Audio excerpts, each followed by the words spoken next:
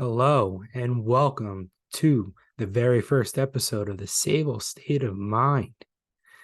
I am your host, Alex Sabol, and I am so excited to finally start this. This is something that I worked the last couple months on the designs, on what I want to do, how I want to do it, what type of content I want to drop. So this main channel is mainly about all the New York Football Giants. So I am excited to finally start this. This is something I'm so passionate about, as you can tell in my background. Thanks to my wife for helping me put this all up. And, you know, this is just something that, like I said, I've wanted to do for a long time. This means something really deep to me, and I am so excited to finally get this thing going. So, what I'm going to be putting out, that's what you're probably wondering, right? So, probably every Sunday or Monday I'm looking at, because I do work a full-time schedule Monday through Friday. Hoping that sometime I'm going to be able to post content on Sunday nights, if not Mondays. So I know the Giants play a lot of Sunday night games this year, and even some Thursday night games, and even some Monday night games. So I'll be recording some episodes pretty late, reacting after some of the games, wins, losses, hopefully no losses. But of course, I want to break down breaking news, OTAs, practices are about to start. So this is going to be some big news. And there was some big news that was dropped today that I'm very excited to talk about.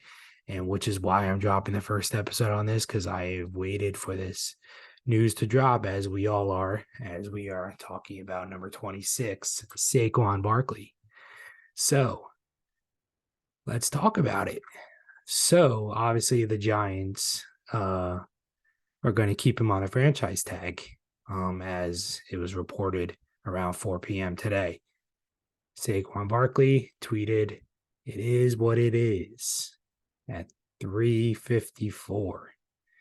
So you could tell he's not happy, and it's already been reported that he is not showing up to training camp for the remaining of the summer. Will he return before week 1 for Sunday Night Football against the Cowboys? Or will he hold out like a Le'Veon Bell situation did with the Steelers? And we all know how that worked out. So what do I think about this entire situation? I think it was smart. I think Joe Schoen handled this perfectly. I think Saquon Barkley's agents really dropped the ball on this for him. And I feel bad for him because the way they handled the entire situation, numbers weren't getting dropped on, online. And usually, like, if you want rumors to be false, you would drop some numbers so people would know what is true, what is not, what to follow. A lot of it was he say, she say type of stuff. And Saquon, there was rumors going around that he was offered a contract mid-season and he declined it. Joe Schoen came out and said during an interview that it was true. They offered him about 13 million to sign, and Saquon declined and said, "We'll talk about it during the offseason." So now here we are. The offseason went on. Right around signing time, Daniel Jones was signed for his contract. Saquon Barkley was franchise tagged. Fast forward about a month and a half, 2 months later, Dexter Lawrence was signed. A year earlier than his contract, but the type of monster year he had, definitely deserving. Not saying Saquon doesn't deserve some sort of money or concept, some reward for his type of work he's put in, but he's also been injured for quite some time. And the numbers, yes, he had a great year last year, but he also had that fall off mid-year again. And the running back market, as you see, it is not there. You clearly see today that the running backs are not getting paid. They're barely reaching that 10 million mark. And as you just saw the other day, Joe Mixon just took a pay cut to stay and win a Super Bowl with Joe Burrow. And he took a massive pay cut to win a Super Bowl, but that pay cut was about 5 million compared to these running backs or these quarterbacks contracts that are up to like 200 mil, 140 mil, 190 mil. They're a big difference compared to running backs, but it is unfortunately the type of position that Saquon plays, and he became a free agent at the very wrong time because all these running backs are without homes right now, and nobody's really willing to pay. So will Saquon sit out the entire football season, or is he going to show up week one? The type of person Saquon is, he's definitely going to show up. I think he will definitely show up by week one. I think he will hold out the entire practice, which will bring a lot of media to New York. And the New York media is very tough. And they're going to be asking Dable and all the players every single practice about, how do you feel about Saquon? Do you miss his presence here? He is a former captain. So his presence is going to be missed in practice in a week. And it's going to be a big question throughout the entire, practice of where Saquon, when is he going to come back, and how long is he going to hold out? If he's going to hold out the entire year, he doesn't get paid. But if he signs that before, the very first game, he gets that $10.1 million. To us, sounds like a lot, which it is. But to football players and the people that play in the sport, not that much compared to some like the other players. But like I said, unfortunately, people tend to forget the NFL is a business, and it is sometimes rough. And Saquon has unfortunately learned that today. But if reports are coming out that they were closer than people thought regards of getting a deal done, but obviously not close enough because a deal was not done. So now they can't even make a deal until the very last game of the Giants season. Then they could talk again about contract negotiations. But what I think is going to happen, even let's say Saquon plays for the year, the Giants will probably pull the same situation what the Steelers did to Le'Veon Bell and try to franchise tag him again, which will be 13 mil for next year. And Saquon will probably walk and probably be traded somewhere to probably a Super Bowl contender and get paid somewhere, or somebody is willing to pay. But again, no teams are buffering even on the running backs that are available right now. So how can we even say that it's even going to happen next season? So Saquon is in a lose-lose situation right now, and his only leverage is to sit out practice and to eventually show up and sign that franchise tag so he doesn't lose money on top of it, because every game he misses, he loses a couple grand each game he misses. So at the end of the day, he's going to want to make money. He has a family to support, and that's all these football players, want, is to be able to support their family. So he didn't get the contract he wanted. So why would he lose more money by not playing games? It just doesn't make sense to me. And the type of person Saquon has shown that he is, and the videos that he posts constantly about him working out and with the Giants players all the time, I just don't see him sitting out the season, even a game. I just don't see it happening. But like I said, would I agree about how Joe Shane handled the situation? Yeah. I mean, going over the Gettleman situation, like the life that we went through as Giants fans, it was rough. It was some dark times. And seeing how he handled the offseason and how he handled free agencies and even signings, it was rough. And the Kenny Golladay is the most recent one that we could all remember. It was a nightmare. And we're still kind of living in that nightmare because we're still paying him, even though he's not probably going to get signed to another team, not even to a practice squad. So it's very, it's a touchy subject, but, I think Joe Shane handled this perfectly. And I don't know, a lot of Giants fans are very mixed reviews, and a lot of big reporters out there like ESPN and, Sports Center, are bashing the Giants, bashing Daniel Jones regards of his numbers, and which is crazy to me because, yes, Saquon played a huge part of our offense, and, he contributes a lot, but he also had many flaws and many seasons where he was hurt. we could just go talk about, yes, last season was, very beneficial and we made the playoffs, won a road playoff game. And he was a big reason we won that game. Of course. Not going to doubt that. Love the player, love the kid who he is. But let's not pretend like mid-season he fell off. And it was rough to watch because you saw again he was going down that slippery slope again where he would produce very highly in the beginning of the season. And then mid-season, when you really need your players to show up the most to get to that playoff push, he fell off. And it becomes really rough to, eventually get out of.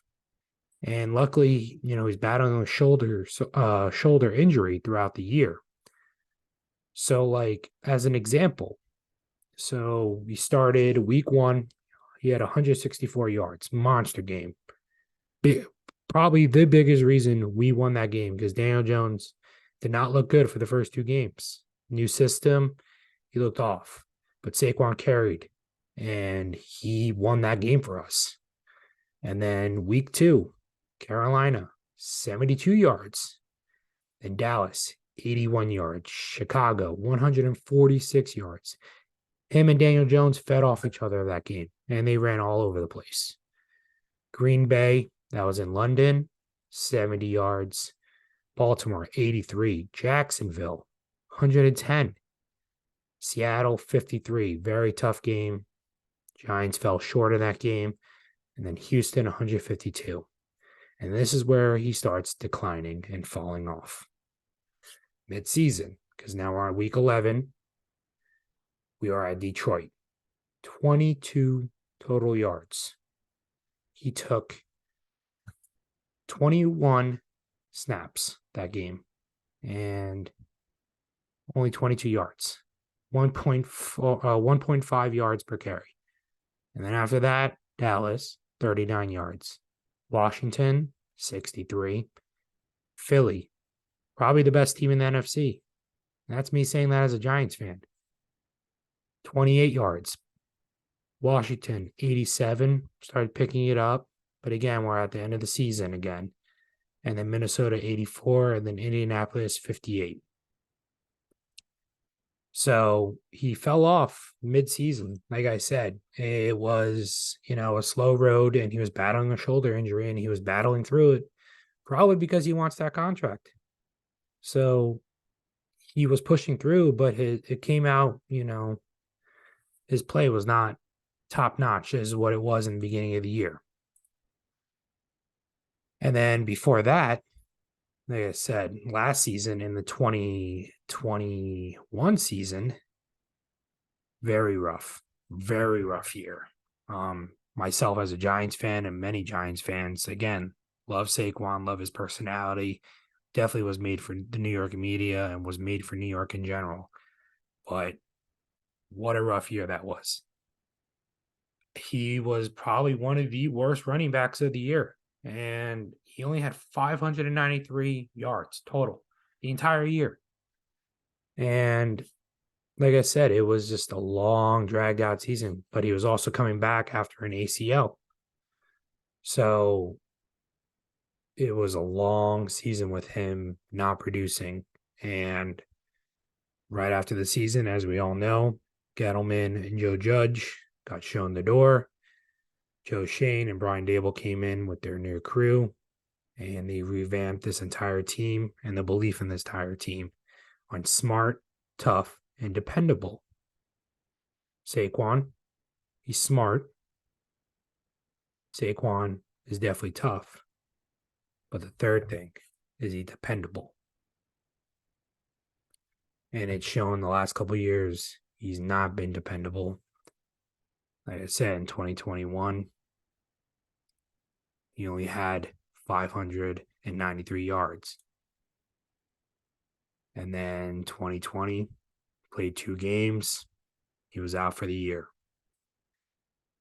And then 2019,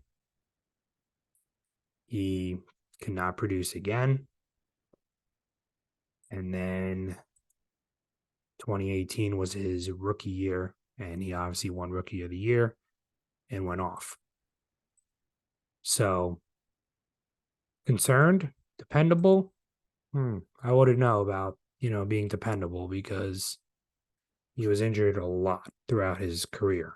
And like I said, it's nothing against his character. He's a great guy. He's a great locker room guy. It's all the reporters say, and all the players talk about him, how great of a player he is.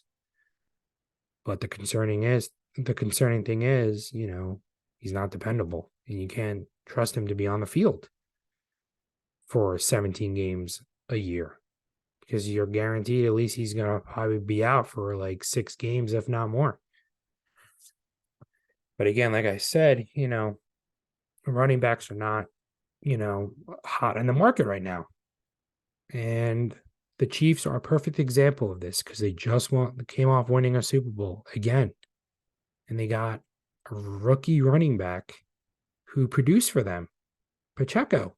And he destroyed last year. Came in, took over, and he got his name out there.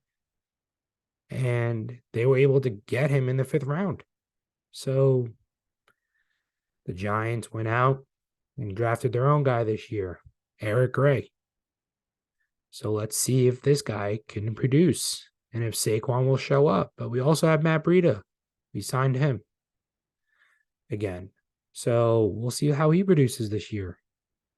So Saquon, this whole I keep seeing on, ESPN, SportsCenter, NFL, that Daniel Jones and the Giants are doomed without Saquon. Doomed. Not even giving us a chance. At this rate, we just rip this season apart and just call it in. And just that's that. At this rate, because that's how much people are believing that Saquon is the entire team. For a while, he was the entire team. But this year, the Giants are different.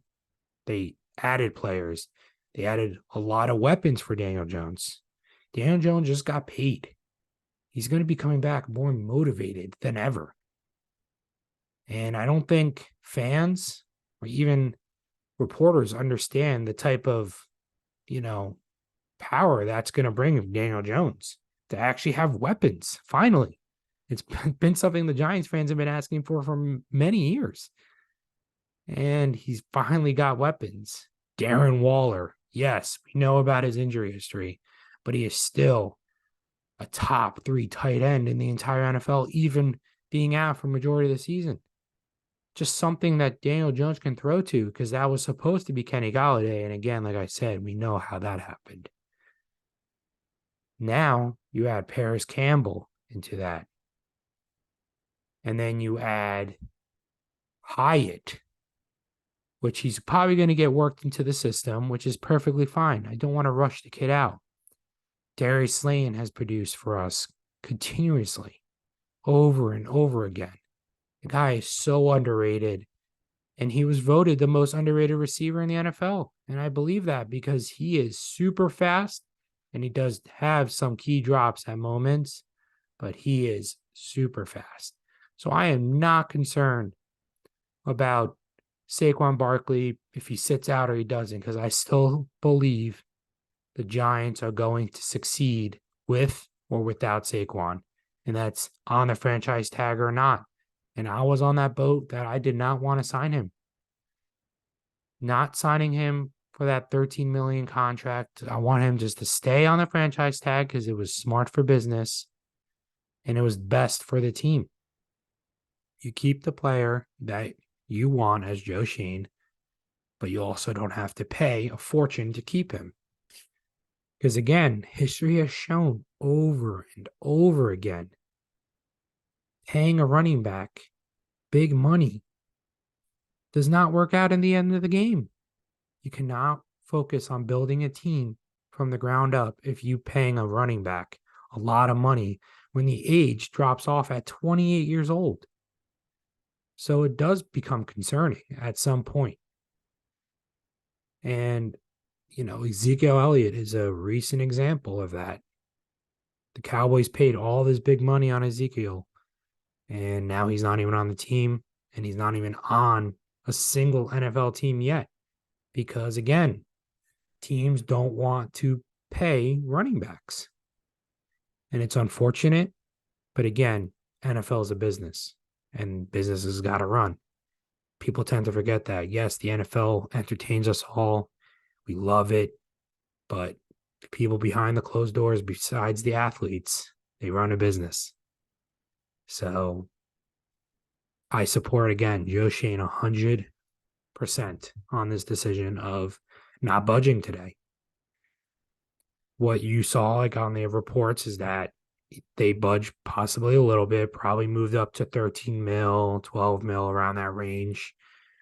But I think what Saquon was looking for is probably these next 2 years fully guaranteed, with the 13 mil next year and then the 10.1 mil this year. So you're looking around maybe 23, 24 million guaranteed. And he probably wanted 3 years. So it all came down with what the guaranteed was. And Joe Schoen probably wasn't budging on what he wanted to give guaranteed. Saquon didn't want to take it. And here we are. So Saquon, like I said, is going to be sitting out the entire practice and the entire offseason of practice. So it's going to be interesting to see how this is going to fall out, because don't know how Saquon's going to handle this, because he's a guy that cares about his character and cares how it looks overall.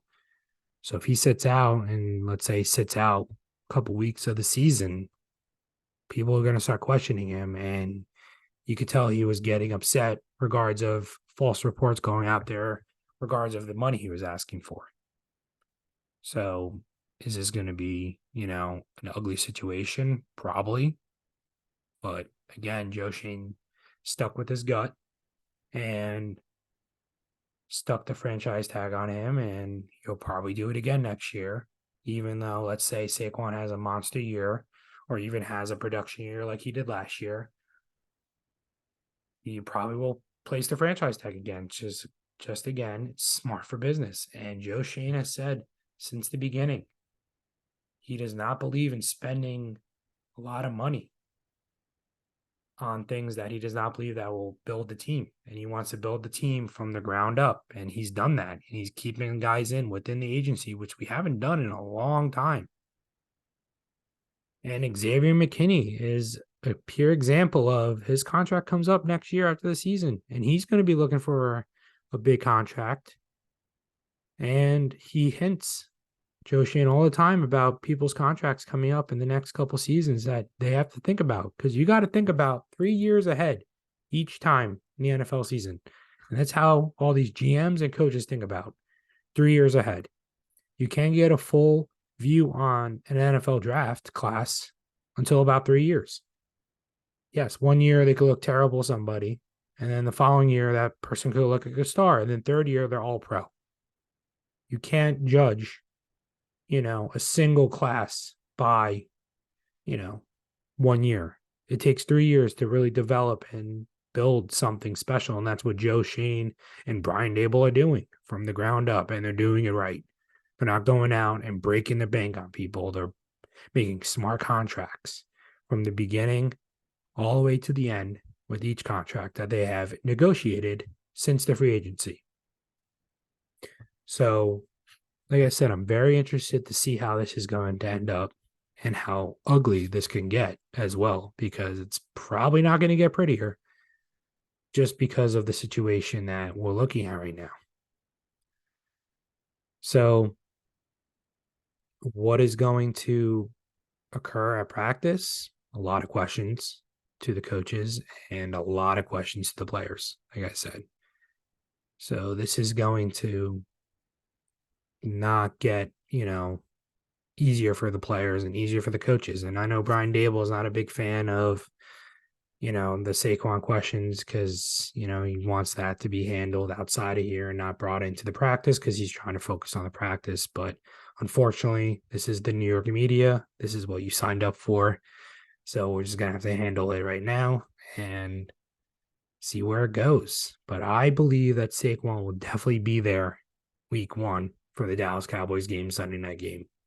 And it's going to be a pissed off Saquon Barkley. And I kind of want that. I kind of want a pissed off Saquon Barkley.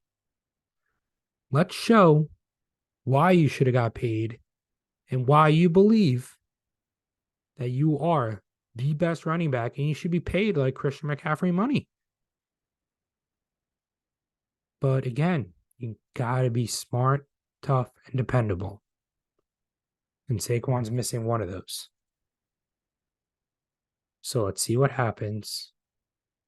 But I'm excited, to see the situation fall out.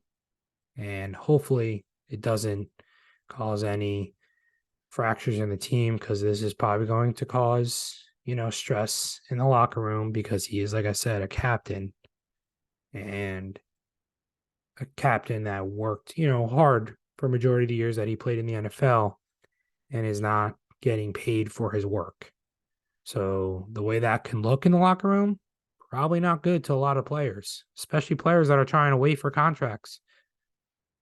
So this can get ugly if players also decide to, really stick up for Saquon. But it's very like that gray area where players are afraid to say anything about, a specific player not getting paid, because of course they all want to see each other get paid. They all want to see each other be successful and all, but you can't just open a checkbook and just give every player whatever they want. It just doesn't work like that, because the NFL, like I said, is a business. And I think people and fans forget that. People just think they can open a checkbook and just give any player whatever they want, however they want, whenever they want. And it doesn't work like that. They get a budget every year, each NFL team, and it goes up every single year for the salary. And you have to pay majority of it for the draft, and then players that you want to keep on your team. And then when the free agency opens, you go from there, and whatever leftover you have, you pay for the free agents, that whatever pieces that you need for that team for that year. So, we'll see what happens. But like I said, it was meant to be. Contract was not going to happen the way all these reports are coming out. Saquon's not happy. It's understandable. But again, it's a business. And unfortunately, he's got to understand that. But I'm excited. Like I said, this is my first episode. So thank you all for listening. And I'm excited to be dropping, new content that's coming out soon. Practice starts in a week. I'll be going to a couple practices. So I'm going to have some live coverage and live breakdowns of the things I have seen, formations, players. So if you have any questions or any players that you want to see and broken down about, I'll do them. So please subscribe, please like my video, and thanks for subscribing.